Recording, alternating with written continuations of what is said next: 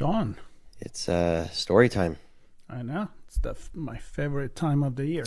Well, of the day, because lately we do stories I think every we day. do many stories all the time, but they're super fun. And you know what I like about this particular type of story? Tell me, I'll the tell you end. because you're not going to be able to guess. Well, I've always wanted to be an analyst, so Oh I yeah, pretend yeah, to be yeah. an analyst because I You like to you look at. play one on I, podcast. I like data. I like to analyze data. I like to look at trends and You do, kind of see where things are going. And you do. that's exactly what we're going to be talking about today. The threat trends report from LevelBlue. So Yep, I'm super fun, excited for this. very good. And we have Ken that is Ken gonna Ng tell from you. LevelBlue, Yeah. who I guess has a bit of a hand in putting this report together. Yeah, I Yeah. did. So, hi, my name is Hi. Ken. I'm here with LevelBlue. I'm a threat hunter and one of the lead IR folks on our managed detection and response team. So, LevelBlue, we're a managed service provider, managed security service provider. We do cybersecurity consulting, and we also have a threat intelligence team alongside our 24/7, 365 SOC. Um, Basically, we saw that we had a lot of data from our years of work, from both threat hunting, from all the incidents we help out on, and then obviously from our SOC.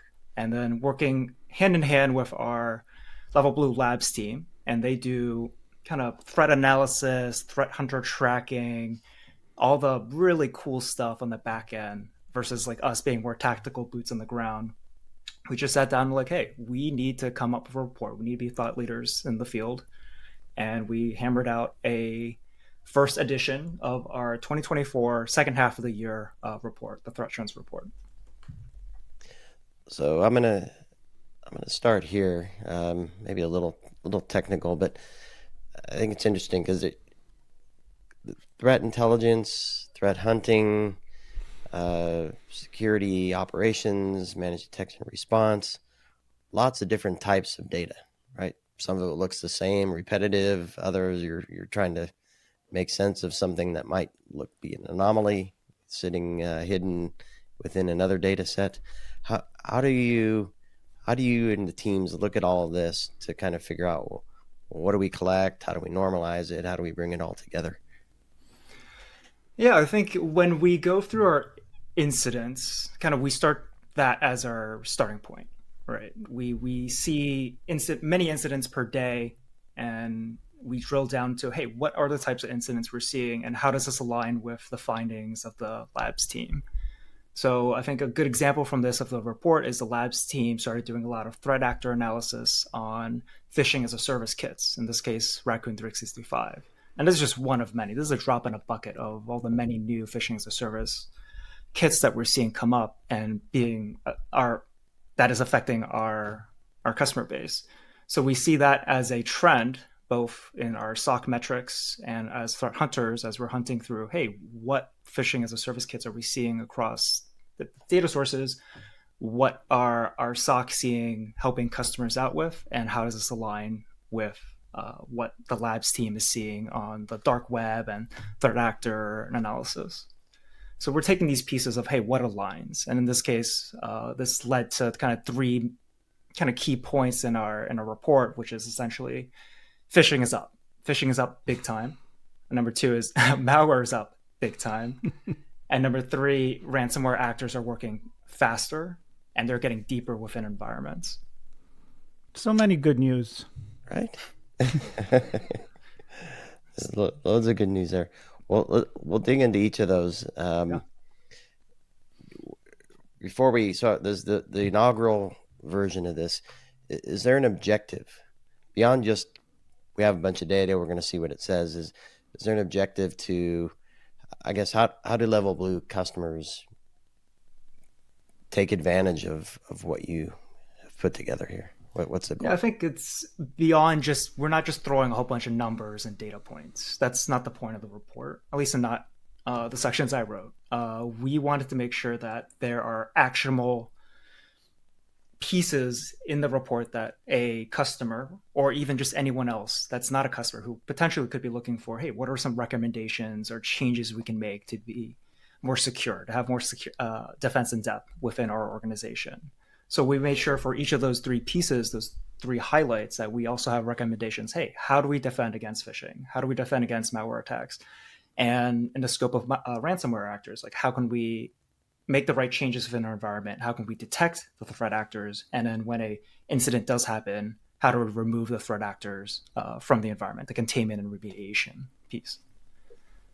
Yeah, and I want to add to that I am already aware, and I'm not going to just spill the beans, that you're already planning for a part two, the revenge of the threat report. So obviously it's becoming core for LevelBlue to be something that you're going to leverage moving forward and definitely bring benefit to your clients. Exactly. We want to be a thought leader in this space. We don't want to simply just have data. We want to help our customers. We want to help all the other vendors and partnerships that we have, and potential partners and vendors that want to work with LevelBlue. We want to show that, hey, we are not afraid to go in the weeds, to discuss in this level of detail what we're seeing, but also how we're detecting, how we're helping our customers. And this just makes the field as a whole stronger and better and more cohesive. All right, so let's dig deeper. Yeah. Let's start. Number one. Raccoon. Number one. Yeah. I mean, not the hypothesis, but the thesis statement here is that phishing is up. And why is phishing up, right? Phishing has always been around for, the genesis of cybersecurity. And I think the big finding here is that email account takeover attacks are becoming very easy for threat actors to perform. You have a zero knowledge threat actor who can just simply buy a kit. In this case, in our report, we discussed Raccoon 365, but there's also other kits that we've been seeing: Mamba 2FA, Tycoon, Greatness. All these are readily available and cheap. All you need to do is just give them a credit card, some crypto, boom. You have the backend infrastructure, you have the phishing kit itself. You just put in the targets, you click send.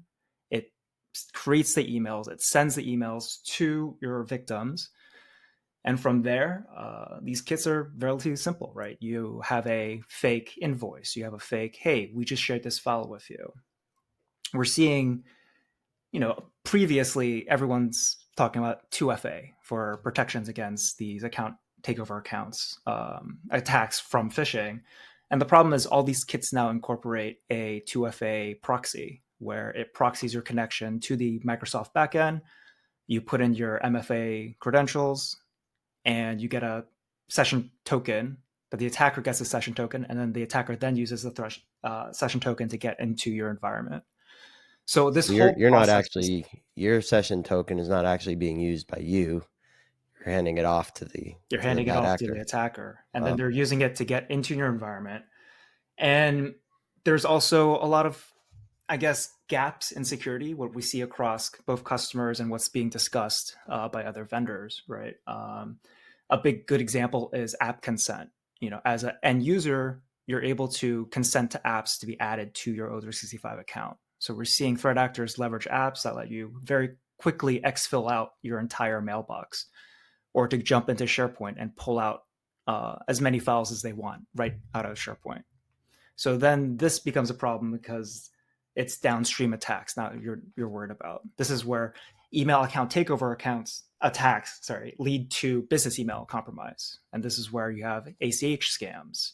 This is where you have downstream attacks where your O365 credentials or your Azure AD credentials that come in through the VPN. So now you're not just looking at a phishing attack that led to a email compromise. You're looking at a phishing attack that led to potentially full enterprise compromise through a ransomware actor.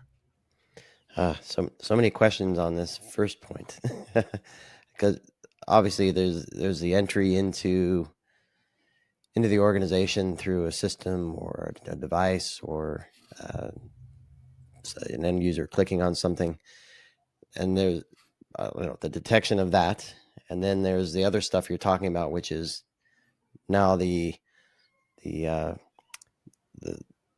a compromise, right? And lateral movement and installation of additional things can take place. Are there signs of those activities that can be identified and used to block? And if not, how do organizations deal with the after effect of a compromise if that is indeed successful, in terms of like response and recovery and things like that? Sure, that's a very multifaceted question, Sean. But I like to do that. we're hitting many different pieces of it, right? Just talking about the phishing aspect, right? The first piece of that is to have a strong email gateway, right? That will filter out a lot of the phishing emails that come in, kind of stop the attack before you even get to the downstream user compromise. It's talking about having good conditional access within your O365. It's talking about the app consent, having only admins allow for consenting of apps. It's talking about having the logs come to a SIM, right? So that, organizations such as LevelBlue can then analyze and say, hey, we have the telemetry, we have the rules that detect the attacker activity. Very common attacker activity when they enter a mailbox is to create a mailbox rule, right? So it's do you have the logs to even detect that in the first place? Do you have the teams to do that? So that's the first piece of it. Second piece of it is, do you have someone looking at the logins, right? So you have a suspicious or anomalous login from most likely a IP address that's not from your normal users. So do you have the tools to detect those anomalies, whether that be machine learning or just hard TTPs analysis of, hey, this usually comes in from an American IP address, and all of a sudden we're seeing a Russian IP address. So that's sort of the first piece of the puzzle, that phishing, assuming that's the first intrusion method. And we referenced this in the report, but phishing is just one small piece of the intrusion puzzle, right? We also have the discussion of malware. We have the discussion of exploitation of devices in the DMZ. Most of the time, this is the VPN concentrator. This is the firewall entry point, or this could even be a FTP box that's readily accessible. And we saw that recently with Crush FTP. So really, sure, Marco. No, I was just thinking, like, when you gave the three main point, and you gave the good news, malware, ransomware, and phishing, they're all up. And I'm thinking, like, they're probably the same reason, right? I mean, automation, malware as a service, and all of that, and it's kind of like more of deciding, which tool am I gonna get in this nice bag that I can purchase, even if I don't know anything about hacking. Right, and it's kind of unfortunate, right? There's no one tool that captures all of these, right? Both the phishing piece, the ransomware piece, or stringently the malware piece. And it's about having the right partnerships and vendors in place. So, speaking as a LevelBlue employee, obviously we do that full suite. We do partnerships with SentinelOne for EDR. We do the email analysis. We have our 24/7 SOC. But speaking as a security practitioner, generally, you want to choose a vendor and a partner that aligns with business needs and budget and all of that. And one thing, Ken, if I can, because when we look at response in particular, it's often the time between compromise and recovery, right? Or at least blocking, or stopping the spread and then ultimately recovery. Right. It sounds like the bad actors are orchestrating, using these tools, a lot of the tactics and techniques, and automating a lot of that stuff. So those times are just super fast now, making it even more difficult for response teams to close that gap of compromise to damage. Is that the case? Are there data points supporting that, and how do organizations kind of handle that scenario? Yeah, so across the ransomware incidents I've worked in the last couple of months, we're seeing breakout time. So from time of compromise to lateral movement, that used to be within days. We're now seeing that within an hour. So sub 1 hour intrusion, whether through what we discussed, through phishing, through malware, through exploiting the DMZ, or through what we often see is the fake IT support, where they call in, get a user on Teams, and then they'll use, hey, open Quick Assist, which is pre-installed on all your hosts. From that intrusion point, it's sub 1 hour to laterally move. And 9 times out of 10, they're moving onto a server that usually contains other administrative credentials, and that leads to full domain pop. So threat actors are doing this very quickly, right? They're using some level of scripting, automation. They run their scripts. In the case of one case study we've done, the customer, they had a user fall for the tech support scam. User opened the file that was sent to them through the app. And from there, everything was automated from both the execution, the DLL side loading that allowed for the escalation of privileges on the DLL, and then the brute forcing and SMB attacks to get additional administrator credentials. So all that we saw within 10 minutes tops with scripts that didn't have any mistakes. It was just blast, blast, blast. And we see this in our SIM. So we know that piece of it is definitely automated and scripted. They have it down to a T. And really the defensive measures there is to not have your users fall for phishing, not have your users fall for the Microsoft Teams attacks, right? So that's where you have to really figure out your threat surface, right? If you're using Microsoft Teams, do you have external domains able to reach in, right? Do you have a whitelist approach that only allows trusted domains to come in? If your major intrusion point is users running malware, downloading software, are you using whitelisting of applications? Are you using tools like AppLocker to not allow certain executions of files, right? Threat actors often rely on the same kind of files across their attacks. This is reconnaissance tools like NetScan, Angry IP Scanner.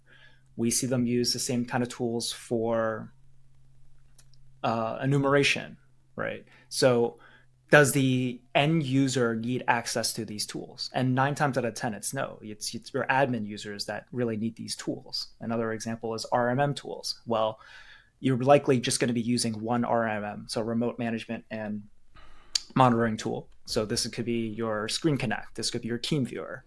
Well, threat actors are dropping 2, 3, 4 RMM tools to keep persistence on your servers, on your end user workstations that they pop. And this is another case where, hey, you can preemptively block those RMM tools and their API endpoints. So the domains that they need access to actually for the program to actually run. So by taking that preemptive step, you're making it much more difficult for a threat actor to do their job of A, compromising users, but B, laterally moving across the environment. Yeah, and I guess they're automating the reconnaissance and then using the results of that to script out the actions and the movement itself. Yeah. The movement itself is a bit manual, right? You need to be able to, hey, I now have these creds to then do this on the domain controller. But a lot of the spread, we do see, hey, this could be scripted, right? They're just using WinRM, they're using PsExec to just beam a installer. 9 times, like I said, it's the RMM tool. You beam it on the domain controller. Now you have a remote desktop tool on your domain controller, and your domain controller, even if for the most part you have the network controls pretty down pat, you allow 443 out. It needs to pull Windows updates, right? Bam. That's all it needs for them to get back in on that remote access tool on your domain controller. What's the situation in, like, I'm always fascinated by, the never-ending fight between good and evil, right? So something innovates on the defense side, something innovates on the offensive side, and so on. So in this scenario, there is a lot that can be done preventing this from happening. But do we have technologies that are fighting automatically without against the automation of the attacker? That's a good question. It's not something I have seen. I know it's something our LevelBlue Labs team is kind of working on, using generative AI and machine learning to better detect that activity. That's something we are trying to get ahead of. But I think, just speaking as a practitioner, just speaking as myself, it's a tough fight. Right. Yeah. And in terms of malware, because that's kind of the second block of stuff we've kind of talked in and around this, but any highlights from there that you want to point to, and what do some of those results mean to organizations trying to defend themselves? Yeah, sure. So on our 2024, which is what the trends report covered, we saw a lot of Cobalt Strike, and that's a given. That's a very readily available tool for threat actors. But I think for me, more interesting was the uptick in both fake updates. This is where you usually visit a compromised site. It runs some JavaScript. It says, "Hey, you're running an out-of-date Chrome. Please download this file." And you're gonna end users end up downloading a zip file, and inside that is a JavaScript file. I think this comes down to poor control in GPO, where you're just letting willy-nilly users double-click on executable script files, and it just runs for end users.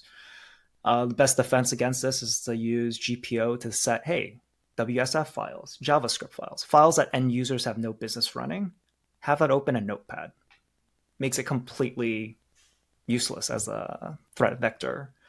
And the second attack we're seeing a lot of, it's Luma Stealer. It's also referenced in the report, but just in the last week, we had 7 Luma detections. And this is where you'll visit a website or you'll open a document and it says, hey, your browser is wonky. Please copy and paste this code.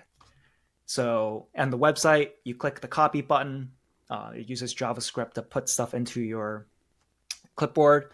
You paste it. It says all it does is I'm a human. But really, you copied a bunch of PowerShell that's now going to pull down, additional files, plus the cute little I'm not a robot. So we've seen 7 of these in the past week. Users are prone to fall for it, right? It looks like it could be a CAPTCHA. It has pictures to it. It looks fancy. It sounds legit. And I think this one is easy enough. You just don't allow users to run PowerShell unless they're a power user. Don't let them open command prompt. You still need command prompt in the back end to run, updates and controls for your user workstations. But at the end users themselves, under their account, should not be able to open a command prompt, paste in commands, and then get compromised in that way. So that's a really good finding we've had both last year and this year. So for group policy, you've mentioned this a few times, GPO, Group Policy Orchestrator. Is that something organizations aren't using, I'll say, well enough or effectively enough? I would say so. It seems like a tool that exists in the environment, that maybe just a bit of understanding of what your policies are and being a little more prescriptive in how you control things might be. There's a level of complexity there, right? I feel like if everyone had the mindset of, I'm going to leverage GPO to protect my organization, we wouldn't have as many compromises. I'm not throwing customers or organizations that have been compromised. No, of course not. Right? Like there's the threat actors are getting better. They're having more novel techniques, which means as defenders, we need to go in and make these prescriptions of, hey, go into your GPO and do this, or you need to enable these kind of rules in your EDR. The malware is easier to use for the threat actor, but it's easier to compromise systems. There's more zero-day exploits, right? But at the same time, I think there's what I call the 3 A's in cybersecurity orgs, and that's apathy, apprehension, and acquiescence.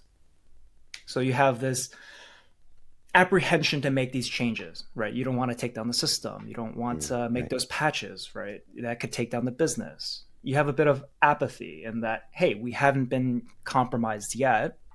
Maybe we're already doing the right things. When we see a good example is when we see a DMZ compromise, usually you're thinking 0 day. You're thinking, I'm running the latest version. I got popped by 0 day. No, 9 times out of 10, you go in, you're running a version that's a year behind. Right? It happens to have been a 0 day, but it impacts, many versions back. And I think that acquiescence piece is really, everyone thinks they're going to get popped, and what's the worst that can happen if you get popped, if you have cyber insurance? And I think the problem with that line of thinking is that once you've been compromised, threat actors now have all this information, right? They have how your usernames are like. They have all the IP addresses of your VPN, your internal, domain. They have hashes. They have usernames, they have file structures. They now can tell other threat actors, hey, I easily got into these guys. They might make changes, but I bet you these usernames still exist. Or they still allow this kind of policy. They'd never share that information.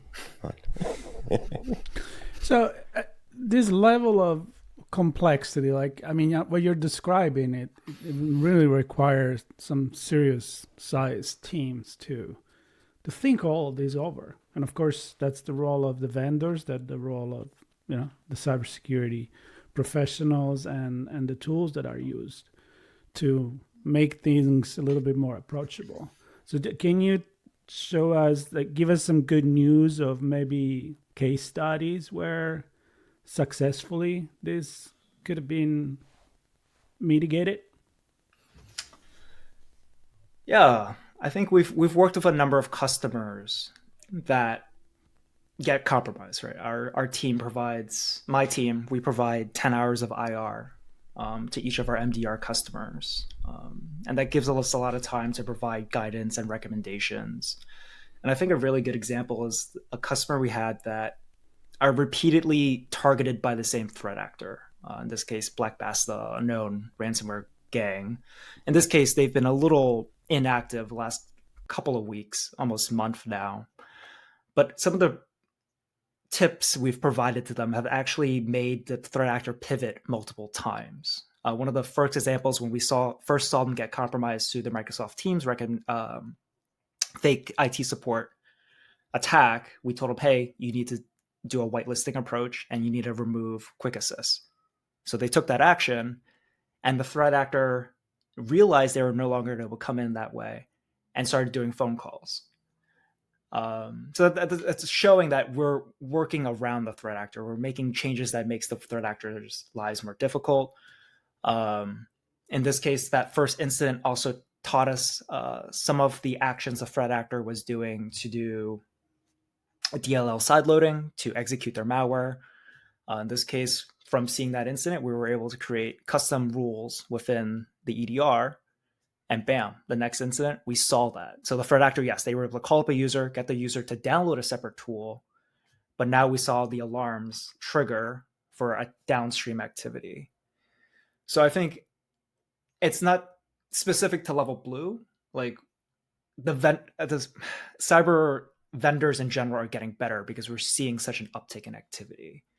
I think the problem is there's still so much to be done on the customer side. But in terms of detections and the things that we can do as a vendor, we're definitely trying to be one step ahead. I don't know if that quite answers your question, Marco. It's a bit of good news for us that we can see progression in defense, but there's still a lot to be done. Yeah, just the idea to know that there are the tools available, and then it's a matter of get this tool or execute what you've been told to do, even as a consulting level. And that's a good example of, hey, do this and do that, and all of a sudden you're mitigating somehow that. Yeah, well, I think this is an important part of the conversation, is that most organizations can't scale that task or that activity or whatever on their own, and they need help from the likes of LevelBlue that have a lab team and a SOC team and a detection team and research teams that kind of analyze all this stuff to map out all these different paths, right? And there's going to be some commonality across the paths. There are going to be some unique paths taken, unique tools used, and things like that. But for your team, Ken, to come together and provide this information to organizations, I think is super helpful, because that does scale, right? Do it once and help many is an important piece. Yep, and we're trying to, and that's why we have the report, we have LevelBlue blog posts, we talk about what we're seeing and how to take the steps. We also have a customer engagement team. So for our MDR customers, as we have these findings, it's communicated to all the customers. So just because we helped one customer in this incident doesn't mean there isn't lessons learned that could be implemented for customers across our fleet, and for those who come to our website and read our blogs. And we're trying to make the cyberspace a better and safer spot, and that's what LevelBlue is trying to do. Absolutely. What clearly you didn't stop collecting and monitoring, and Marco alluded to you're working on a new one. for 2025. Obviously not a complete set for 2025 yet, but initial view of what you're seeing, is it still in line with 2024, or any big things stand out to you? Yeah, I would say it basically aligns. We're still seeing phishing. We had, I think, 7 business email compromise attacks this past week. We had 4 malware attacks and 2 ransomware attacks. So the data aligns. I think we want to be more forward thinking with the 2025 H1 report. We want to make sure we hit on some of the future trends that we might see. I think there's definitely going to be a deeper discussion on some of the malware we're seeing and how to protect against those. Our labs team is working hard to track the threat actor infrastructure for the phishing kits and the malware we're seeing. And I see it being more the same, but this being a second iteration, we now have a better idea of how to frame kind of the ideas and the data we're seeing, how to better convey it, and more importantly, make the right recommendations for customers, regardless of the breadth and size of their teams. There's going to be recommendations that, even a mom and pop with one IT guy can make to better secure their environment. Yeah, because you guys have the trend report, but also you have the futures report, and that's going to come up soon, right? April? Yep, exactly. 28th. April 28th at RSA. Yeah. So very exciting time. Please, definitely, it's going to be on levelblue.com. And speaking of RSA, actually, our labs team is actually going to have a very exciting presentation on the usage of residential proxies by threat actors. So look forward to seeing that. That sounds fun. If you're a nerd like me, or a defender practitioner.